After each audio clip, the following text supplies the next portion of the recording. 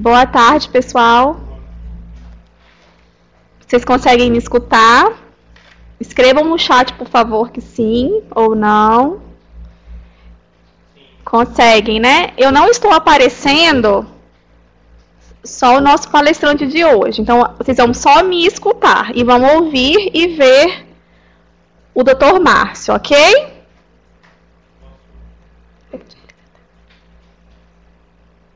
Sim, né? Então, boa tarde a todos, oficialmente. Sejam muito bem-vindos à nossa webconferência de hoje, mais uma webconferência do programa Telesaúde Espírito Santo. Ainda, para quem não me conhece, então eu vou me apresentar. Eu sou Karina Tonini, sou professora do Departamento de Medicina Social da UFES e coordenadora do Teleeducação, do Telesaúde Espírito Santo. Primeiramente, eu gostaria de agradecer a participação e a presença de todos aqui conosco hoje.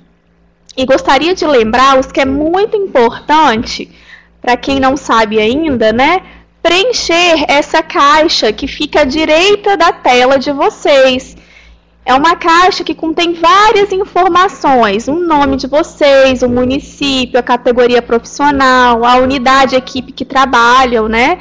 E eu sei que muitas vezes tem um ponto, mas vocês estão acompanhados, né? Então é importante preencher a informação de cada pessoa que está assistindo a webconferência de hoje para a gente ter esses dados e essas informações.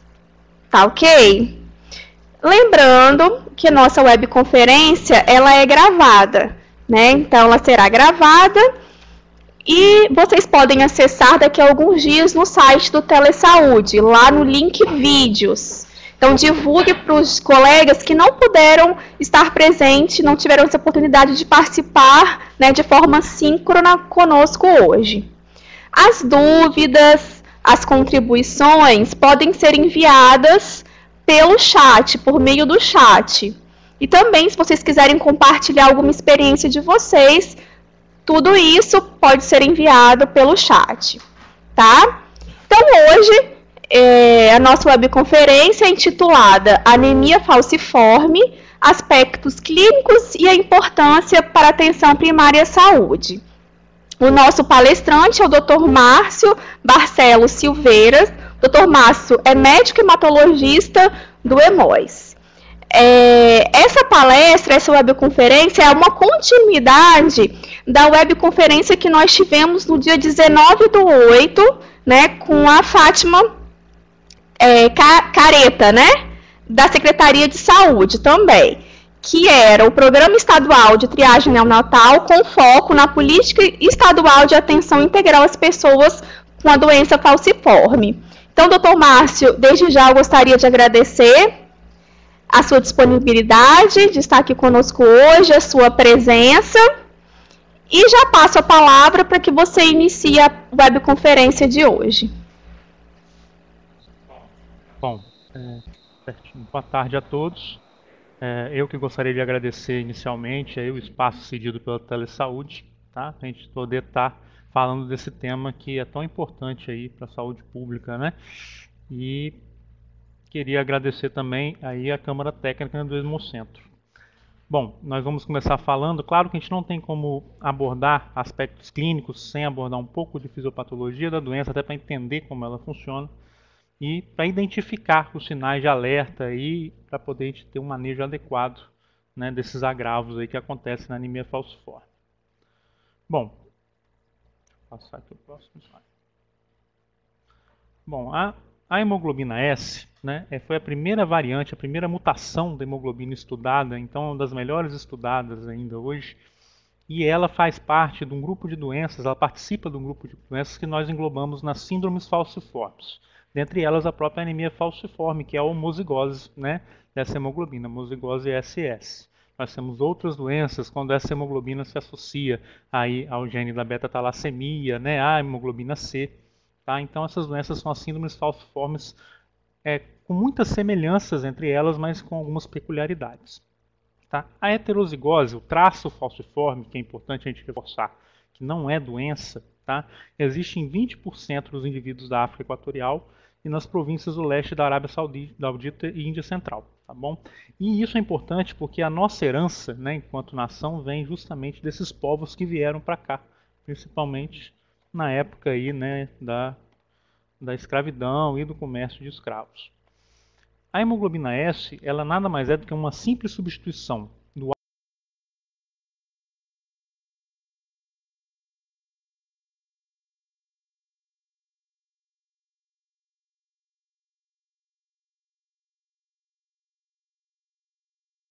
ácido glutâmico hidrofílico por uma valina, que é hidrofóbica, né? Torna essa molécula hidrofóbica no resíduo 6 do cromossomo 11. Isso é importante porque isso explica grande parte, né, da manifestação da doença.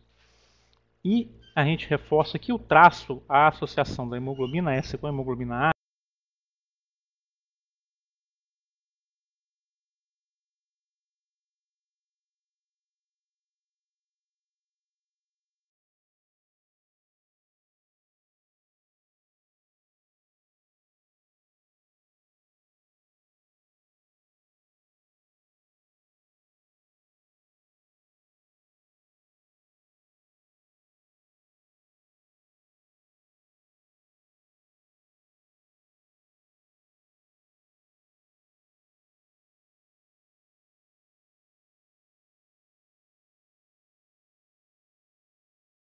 o traço falciforme não é doença, mas é detectável também nos exames aí de eletroforese, nos exames diagnósticos, tá? É uma doença autossômica dominante e você tem aí, né, no Brasil aí de 2 a 6% da população. Claro que isso varia, né, de acordo com a região aí estudada, mas tem uma prevalência de 2 a 6%. E essa prevalência aumenta de 6 a 10% se a gente considerar a população negra. Tá? São 3.500 nascidos vivos por ano, né, com esse diagnóstico, com a homozigose, SS, a anemia falciforme. E os portadores assintomáticos, eles compõem de 2 a 8% também, a depender da variabilidade aí regional, né, da étnica mesmo, né, de cada região isso, do Brasil. São 200 mil nascidos vivos por ano, né. Bom, aqui nós temos aí o grupo de doenças, né, que entram aí nas síndromes falciformes, a anemia falciforme, né, você vai ter aí 90% de hemoglobina S, é o diagnóstico, tá? E também tem as outras doenças, associação com o gene da beta-talassemia, né, e associação com o gene da hemoglobina C, tá? Aqui a gente tem algumas peculiaridades, por exemplo, na hemoglobinopatia C, na síndrome SC, nós não temos aí a asplenia funcional que a gente observa nos pacientes com anemia falciforme. Em contrapartida, a gente tem lesões microvasculares, principalmente retinianas, mais severas. Tá? Bom, a orientação genética é sempre muito importante, né? E deve ser sempre bem aplicada. E aí nós estamos dando um exemplo, né, de herança, né, mendeliana mesmo, onde nós temos aí dois, né, portadores assintomáticos como pais, e aí nós temos a prole, né, com uma orientação de 25% de chance de a gente não ter um paciente com doença, com o gene, né, a hemoglobina S, mas 50% de portadores assintomáticos, tá? E 25% com a doença falciforme. Então, essa orientação já ajuda na precocidade, na prevenção de eventos futuros. Então, a gente já tem essa orientação antes mesmo dessa prole ser constituída. Ok?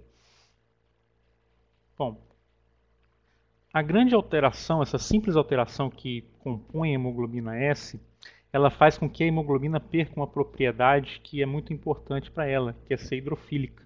Tá? Quando ela está no meio desoxigenado, no meio desoxi, essa hemoglobina se polimeriza, né? Então ela forma um polímero, e aí isso puxa todo o citoesqueleto da hemácia, e isso faz com que ela forme esse aspecto de foice que a gente vê no esfregaço do sangue periférico, né? Essa deformabilidade, ela é reversível, né? Ela volta quando a gente volta para o sangue oxigenado, mas na microvasculatura você vai ter oclusão vascular e lesão tecidual.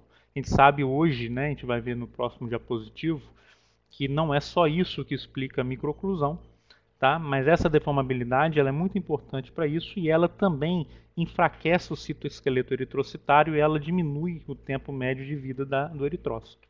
Então isso também causa a hemólise. Então a gente pode considerar aí a anemia falciforme uma doença hemolítica congênita, tá? E todo o quadro hemolítico que ela apresenta. Bom, isso aí é outro diapositivo, né, mostrando semelhante lá no meio de isóxido a polimerização e a falcização, né, onde a gente vai ter na microcirculação, a gente vai ter a vasoclusão, o infarto e a necrose. Ok? E a própria hemácia sofre com isso e hemoliza e acaba levando a icterícia e o próprio quadro anêmico. Bom, que nem a gente falou anteriormente, a gente sabe que não é só essa alteração conformacional que vai explicar a doença. A gente sabe que tem alterações justamente na interação da célula com o endotélio vascular. Tá? Então as glicoforinas, os fatores von Willebrand, os VCANs, todos eles vão estar alterados e vão tornar essa capacidade de adesão, que não era para ser assim numa hemácia normal, mais afim, né, do endotélio. Então a gente tem também nisso daí uma causa aí de microoclusão, de microinfarto. Bom, vou reforçar também, à medida que vocês quiserem, a gente não precisa deixar chegar no final para fazer aí os questionamentos, né? E a gente vai respondendo.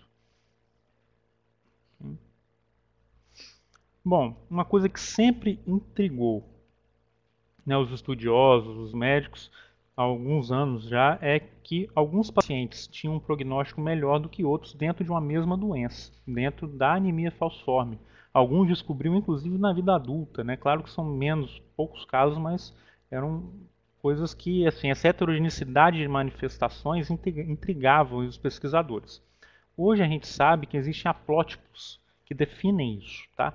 Então são determinados aí pelos HIF-LIPs, que a gente chama, né? Que são essas restrições de fragmentos gênicos, que são polimórficas, tá? E elas determinam aí justamente o comportamento prognóstico da doença. E eles conseguiram separar, de acordo com os HIF-LIPs, né, até por regiões da própria África, haplótipos de melhor e de pior prognóstico. Então isso explica o porquê de algumas pessoas terem tantas manifestações e outras terem menos manifestações. Então a gente tem desde o haplótipo Benin e o senegalês até o Central African Republic, o Bantu, né, o Camarões e o arábico índico, né? Sendo que o asiático, né, que é o arábico índico e o senegalês, possuem as melhores, né, assim, o comportamento mais brando da doença, enquanto que o CAR, né, o Bantu, é o de pior prognóstico. Bom, o diagnóstico vai depender da comprovação da existência da hemoglobina S na eletroforese de hemoglobina. Tá? E fazendo-se o diagnóstico, deve-se, obviamente, estudar os familiares, até para futuras orientações genéticas. E até para detectar outros casos de anemia falciforme na família. No Brasil, a gente tem uma arma diagnóstica importante, que é o teste do pezinho. Né?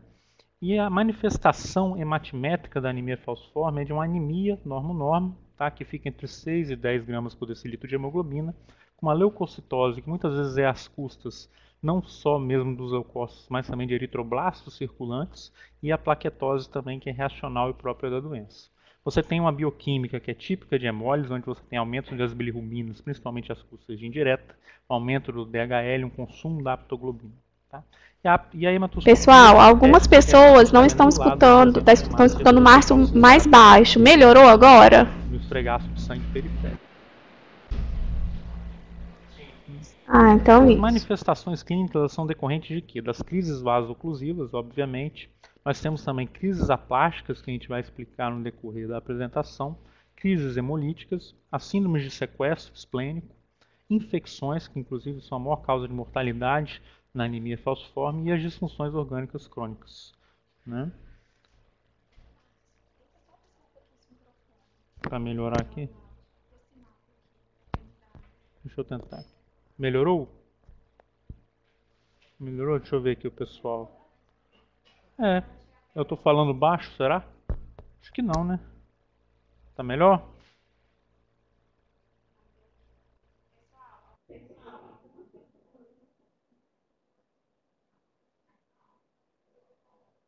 Então, vamos ver aqui. Sim.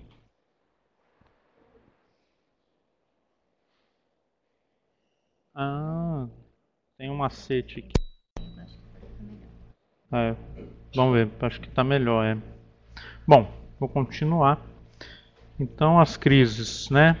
Normalmente já falou. As crises vasoclusivas, a oclusão da microvasculatura, né? Ela vai levar uma série de manifestações clínicas, e uma das manifestações que a gente observa até os 6 anos de idade é a dactilite, a síndrome mão-pé, que é a necrose da medula óssea da mão e do pé. Causa muita dor na criança e é decorrente justamente dos microinfartos aí nos vasos nutrícios da medula óssea, né? Passa ao próximo. Bom, a crise dolorosa é das manifestações mais comuns, né, no quadro clínico da anemia falciforme. E a gente tem aí vários fatores desencadeantes, os próprios extremos de temperatura, né, a desidratação. A gente brinca até que é fundamental para o paciente falciforme que ele tenha sombra e água fresca, né? O que é isso? É o conforto térmico e a hidratação adequada, né? A própria tensão emocional pode desencadear direto ou indiretamente aí as crises, e a gestação também, né? Muda toda a hemorreologia da mulher por conta da circulação placentária. Tá? E a manifestação pode ser crise óssea, né? E a dactilite é um tipo de crise óssea que a gente já falou. A crise abdominal, a crise torácica aguda, que é a mais grave. Então, o paciente ele queixa de fortes dores na região do tórax, pode ter tosse, pode ter até mesmo febre. E o priapismo, né? Que é aí a ereção do pênis de forma mantida. E pelo menos 42% dos pacientes vão ter pelo menos um evento de priapismo, e desses 42%, 46% vão evoluir com impotência, tá? Bom, claro que é sempre difícil a gente escalonar a dor, então a gente pegou aí, tem um exemplo, uma escala de dor que o Hemorrhea utiliza, que você pode, mais importante é determinar a dor inicial do paciente, para depois você até acompanhar a evolução, a melhora com a terapêutica aí introduzida, tá? Então tem uma escala de dor para adulto, que vai de 1 a 10, e claro, criança você não vai perguntar para ela se está doendo, a depender da idade, então tem uma escala também de dor para criança, baseado no faces da criança, no faces áltico, né? Bom, um outro tipo de crise é a crise aplástica, que vai acontecer justamente no momento que esse paciente, que já é deficiente em relação ao ácido fólico, que é importante na constituição do DNA das células, e essa medula óssea já tem um turnover aumentado por conta da compensação da hemólise, essa pessoa vem e pega uma infecção pelo parvovírus B19, que ele justamente inibe a célula-tronco hematopoética na medula. Um indivíduo que não tenha, né, a hemólise congênita, seja ela anemia falciforme ou qualquer outra hemólise, não vai sentir, porque suas hemácias vivem mais. Mas o indivíduo que está compensando a hemólise, né, com o aumento do turnover, da produção de hemácias pela medula, e tem uma infecção pelo parvovírus, esse indivíduo vai ter aí a crise aplástica. Então a hemoglobina vai cair a níveis acentuadíssimos, tá? Inclusive no hemograma você vai ter também uma queda aí dos reticulócitos, vai ter uma reticulopenia, tá? Mostrando que a produção está comprometida, tá? A deficiência de ácido fólico per si, sem a infecção pelo vírus, pode levar também, é mais difícil, mas pode levar a uma crise aplástica. Por isso que é fundamental aí para esses pacientes a reposição com ácido fólico, né? É mandatório. O sequestro esplênico vai ser o acúmulo rápido de sangue no baço, então vai acontecer justamente no período que as crianças ainda têm baço, que é até os 2 anos de idade. Depois disso é incomum, justamente pela asplenia funcional que esses pacientes vão ter. Eles acabam perdendo o baço, ou tendo uma redução brusca, ou perdendo a função do baço de forma acentuada, por conta dos microinfartos e fibroses contínuos que esses pacientes vão ter, né? Quando a gente tem a crise de sequestro, você tem uma letalidade aí de 10 a 15%, e ela se explica justamente pela vasoclusão nos sinusóides esplênicos, que vai dificultar a drenagem venosa do baço, e o baço vai inchar e vai sequestrar o sangue, né? Você tem esplenomegalia, hipotensão e queda de hemoglobina, tá? A letalidade que a gente viu aí é alta, ela chega aos 15%. Então a gente precisa agir prontamente, identificar e agir prontamente. Para uma criança com uma anemia aguda, uma palidez aguda, né, com aumento do baço, a gente tem que pensar em sequestro esplênico e prontamente já direcionar esse paciente para um centro de tratamento. Bom, a crise hemolítica é uma acentuação da própria anemia, né, e da icterícia por consequência. E você tem aí infecção por micoplasma, que vai exacerbar uma hemólise que já é compensada na anemia falciforme. E também a pessoa pode ter deficiências associadas, não hemoglobinopatias, que a gente falou anteriormente, mas outras deficiências, como a deficiência de G6PD ou defeitos congênitos de membrana, como a própria esferocitose hereditária. Isso aí vai piorar ainda mais o quadro hemolítico desse paciente. As infecções, conforme a gente já falou, é a principal causa de mortalidade, né, nos pacientes com anemia falciforme. Ela é multifatorial e a gente pode listar, né, a sepse por germes capsulados, notadamente a sepse pneumocócica, que chega a uma letalidade de 50% e é a causa mais comum de óbito nas crianças. Tá? As osteomielites, que são também secundárias aí aos microinfartos e as lesões, né, favorecendo infecções aí na região do periósteo. Então a gente tem a salmonela aí implicada principalmente como agente causal, e as meningites também se explicam dessa forma.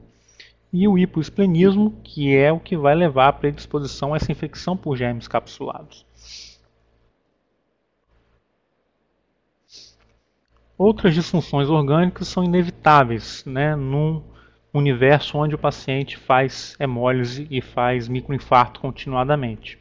Então a gente tem aí as complicações cardíacas, aí não pelo microinfarto, mas pela própria anemia. Então você tem uma condição de circulação hiperdinâmica que vai acabar alterando aí a hemorragia e vai comprometer o funcionamento do músculo cardíaco, podendo evoluir para uma insuficiência cardíaca congestiva, né? E a própria hemocromatose, né, que é a intoxicação do tecido cardíaco pelo excesso de ferro, principalmente naqueles pacientes que são submetidos a programa transfusional crônico, naqueles que têm AVC, naqueles que precisam manter a hemoglobina alta, e eles acabam tendo intoxicação por ferro. A gente tem que ficar atento a isso, porque hoje a terapia de quelação de ferro é bem eficiente. Então a gente precisa ficar atento e já instaurar essa quelação, né? Hoje a gente tem um quelante oral, que é o Deferazirox. É muito mais fácil do que há tempos atrás, onde a gente só tinha o quelante parenteral e o quelante oral que se tinha disponível não era tão eficiente. Tá? Nós temos aí as complicações pulmonares, a própria síndrome torácica aguda, que pode deixar sequela, tá? A fibrose pulmonar, as pneumopatias restritivas consequentes disso, tá? E a hipertensão pulmonar. Bom, nós temos complicações hepatobiliares. O paciente faz hemólise, então libera cálculo biliar, libera bilirrubina, acaba formando cálculo biliar. Então esse paciente tem que ter um acompanhamento, assim como tem que ter um ecocardiograma anual para acompanhar a complicação cardíaca, ele vai precisar também de um ultrassom de abdômen anual para acompanhar principalmente as vias biliares aí, né?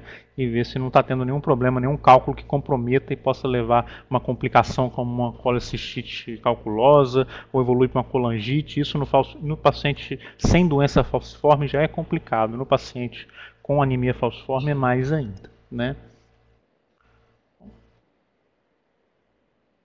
Nós temos aí as complicações geniturinárias, né? O próprio priapismo que a gente já falou. Tá? Também temos aí as lesões da microvasculatura renal, que vão levar a hematura microscópica, proteinúria, lesão renal. Então a gente tem que ter um acompanhamento dessa parte também, tem que acompanhar a função renal desse paciente, pelo menos trimestralmente. Tá?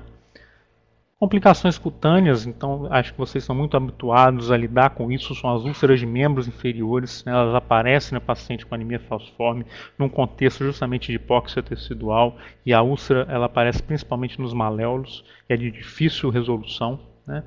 E as complicações neurológicas, a principal delas é o AVC isquêmico, tá? E ela justifica justamente a indicação do programa transfusional crônico, assim como o próprio hidroxiureia, que a gente vai falar mais para frente, tá? Bom, aí uma úlcera maleolar, a gente pode ter, né, nos maléolos, tanto laterais quanto mediais, e assim, é complicado tratar uma úlcera maleolar, a gente sabe disso. Ela tem indicação, né, o paciente tem indicação de usar hidroxiureia, de troca de hemoglobina, né, para tentar cicatrizar essa úlcera, e até mesmo de terapia hiperbárica aí, nos casos de úlceras infectadas, e ajuda muito no fechamento. Né? Tá dando para ouvir? Não tem problema não? Tá? Tá bom. Bom, o tratamento, nesse diapositivo a gente botou algumas opções, mas a gente pode usar, obviamente a gente vai usar mais de uma, né?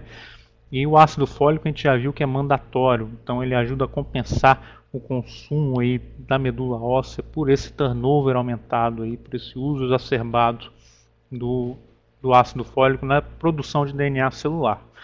Bom, programa de transfusão, principalmente de hipertransfusão, mantendo hemoglobinas mais altas, nesses pacientes, principalmente nos que já tiveram um evento, né, o AVCI prévio, ou então naqueles que têm aí o risco de ter o AVC, né. A hidroxiureia, nesses casos, está sempre indicada. A hidroxiureia, inicialmente, né, é muito interessante a história da hidroxiureia para anemia falciforme, porque ela é indicada também para outros tratamentos, inclusive tratamento oncohematológico. E observou-se nesses pacientes que a hemoglobina fetal aumentava. Então, a grande indicação inicial da hidroxiureia era o aumento da hemoglobina fetal.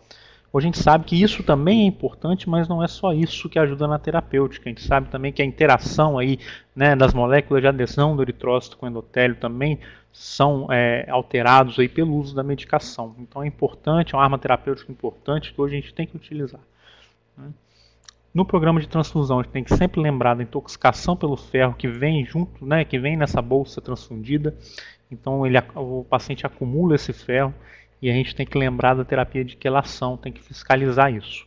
O ferro é tóxico, o ferro pode impregnar no fígado, pode impregnar no coração, no tecido cardíaco, nas glândulas, né, endócrinas. Então hoje a gente vê menos, mas há tempos atrás a gente vê pacientes que cresceram em suporte transfusional, não só em anemia falciforme, claro, mas que tem comprometimento de crescimento, tem comprometimento hepático precoce, tudo por conta dessa intoxicação pelo ferro transfusional, né? A profilaxia antimicrobiana, a gente tem que reforçar que a maior causa de mortalidade, de morbimortalidade na anemia falciforme é justamente a infecção. Então a gente tem que tomar cuidado aí justamente com as imunizações, principalmente contra germes capsulados, né? Nas crianças, lembrar aí também da profilaxia com PENV oral ou com penicilina benzatina, tá?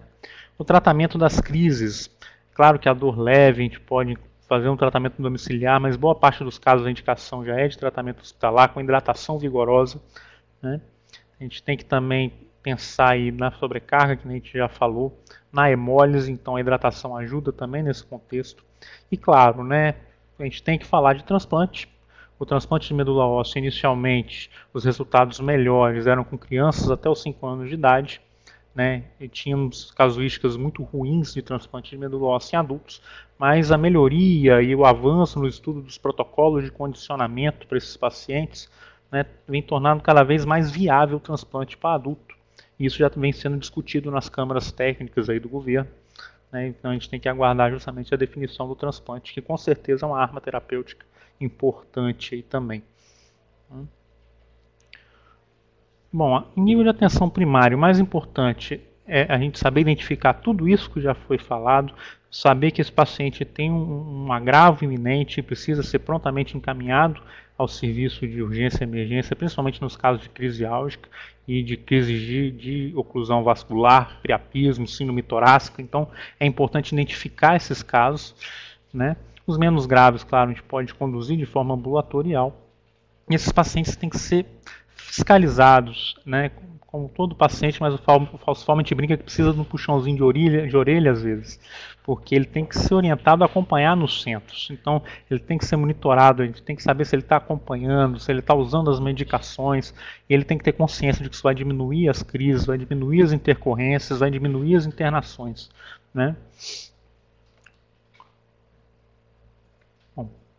Nas imunizações, claro que vão incluir o programa normal, né, de imunização, mas a gente tem que sempre pensar também na imunização pelos germes capsulados, notadamente hemófilos influenza e streptococcus pneumoniae, e hepatite B. A gente tem que lembrar que esse paciente ele é um paciente que ele é muitas vezes candidato à transfusão. Então a gente precisa estar atento também à imunização pela hepatite B, né? Bom, a gente tem disponível aí, né, nos centros onde a gente faz o acompanhamento, o cartão de identificação desse paciente. Então esse paciente ele orienta a andar com esse cartão, ele está identificado, tem o centro onde ele acompanha, o médico responsável, o telefone de contato, tudo isso ajuda no momento que esse paciente está na unidade ou está mesmo no pronto-socorro, para a gente conseguir fazer um ajuste fino e ajudar aí na condução do caso desse paciente. Vamos ter também aí, né, eu diria um diapositivo, uma mala direta. Na verdade isso vai ficar colado aí nas unidades, onde a gente tem sinais de alerta e conduta para os casos aí de crise de dor, de infecção. Muito bom, doutor sequestro, Márcio. né?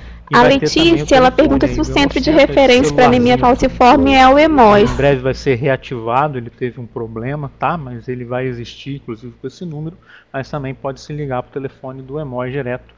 Tem o problema do Hemóis funcionar de segunda a sexta, né? Agora o celular vai ficar, estava funcionando muito bem, né? 24 horas aí, mas a gente tem que retomar porque a gente teve um probleminha aí com esse número. Sim, pessoal, vocês podem fazer as perguntas pelo chat, vocês têm alguma dúvida. Eu tentei aí fomentar o nosso debate, perguntando se vocês têm alguma dificuldade na identificação dos casos, ou nesse acompanhamento, ou na referência, né, pro Hemóis. Gostaria da participação de vocês, que é um tema super importante.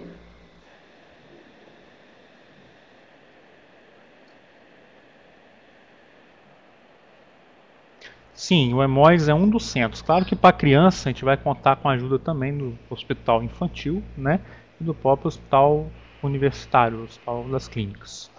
Tá? Mas o Hemóis para adulto é o centro aí de regulação. E a gente espera que a gente consiga aí ter cada vez mais pacientes cadastrados e acompanhando lá.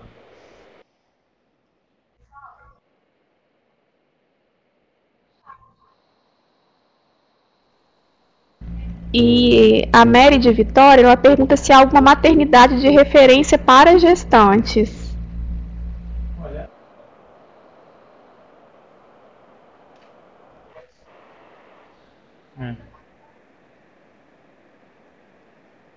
Receber o diagnóstico, né, ou tem um diagnóstico em mãos, encaminhar para acompanhamento no Hemocentro. Claro que as intercorrências lá nós somos uma unidade ambulatorial, então a gente não consegue conduzir isso. Então a gente tem aí... A Letícia de Vitória, agora chegou um monte de pergunta, que bom.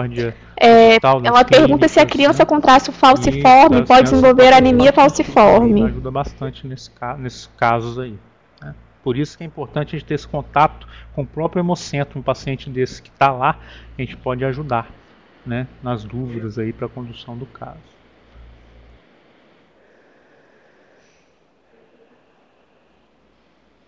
A Ana Herzog, ela pergunta se os Hemóis implantados nas regiões de saúde, eles fazem esse atendimento especializado. Então, o Hospital das Clínicas, né? Onde boa parte dos nossos pacientes gestantes acompanham, tá? A Santa Casa, eu preciso checar essa informação, também faz esse acompanhamento. Mas maternidades que tenham gestação de alto risco... Outra pergunta que chegou aqui no chat é do Felipe. Ele pergunta se a hidroxiureia é usada em quais casos e qual a sua função. Isso aí.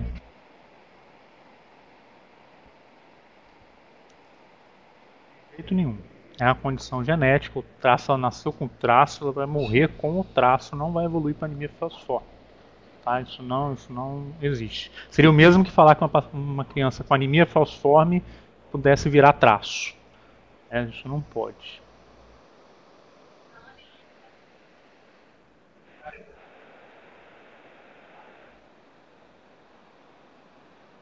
Na verdade, o Hemóis Vitória. Ótimo, tem algumas pessoas aqui digitando. Como centro, né? Você quer complementar mais alguma coisa, doutor Márcio? Nisso, mas não são centros de acompanhamento de referência, não.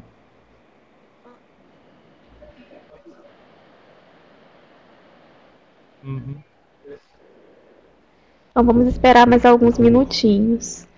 Que nem a gente falou, Felipe, ela aumenta a hemoglobina. O ferro oral é usado em alguma indicação? Tem uma diminuição das crises dolorosas, né, e das crises hemolíticas e das crises de complicação maior vasoclusivas. Então o paciente fez um único episódio de priapismo, ou tem uma úlcera de difícil fechamento, ou então faz crises de repetição, esse paciente tem formal indicação de iniciar a hidroxiureia. Né? Lembrar que iniciando a hidroxiureia a gente tem que monitorizar função hepática, função renal, né, pelo menos a cada 90 dias.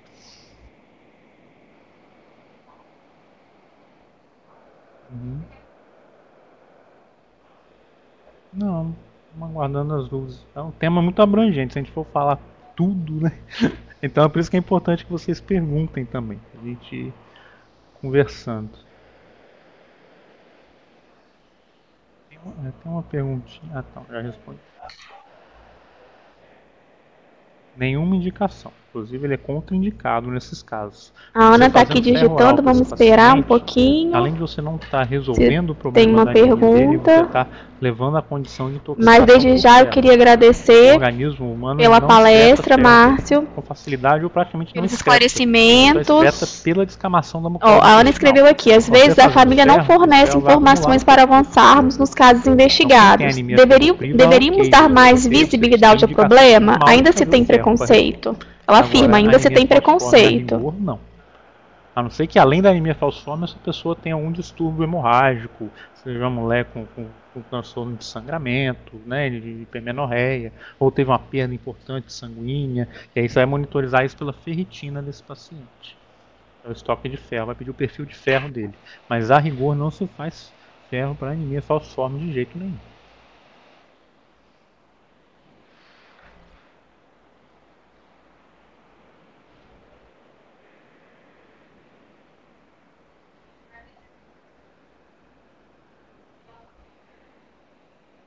Ah, Deus que agradeço.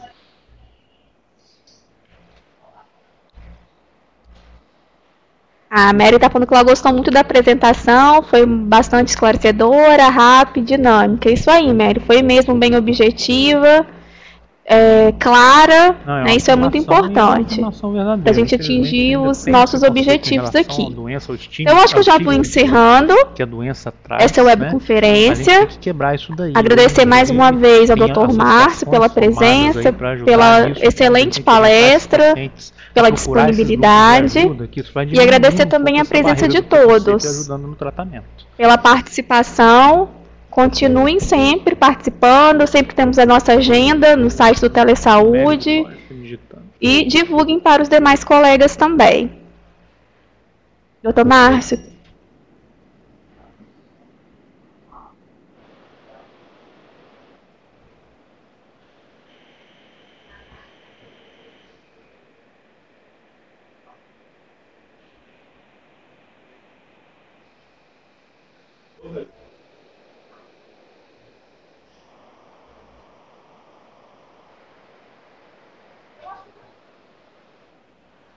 Nós que agradecemos, então continuem participando e também sugerindo temas para que a gente possa abordar aqui nesse nosso canal de comunicação.